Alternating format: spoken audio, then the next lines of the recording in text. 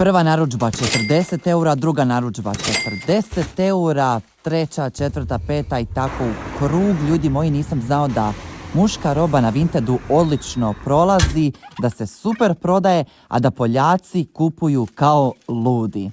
Kutija i ovih vrećica, molim vas, meni pošaljite, jer idemo u biznis.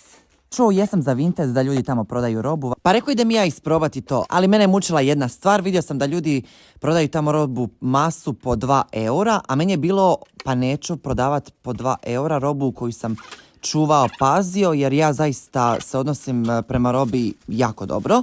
Tako da sam vam ja prodavao sve stvari po onako 10 eura, ništa nisam prodao ispod 5 eura. I nakupilo se, dosta sam lijepih kaputa i svečanih hlača prodao. Ali znate što je najgora strana Vinteda? Vi se navučete na to i želite prodati sve što ima, što vam se nađe pri ruci.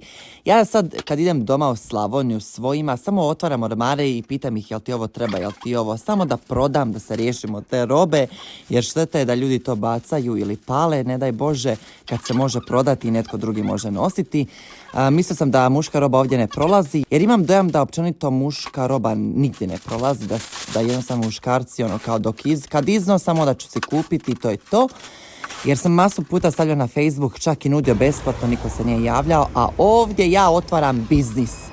Jeste li vi isprobali ovu aplikaciju, jeste li se obogatili?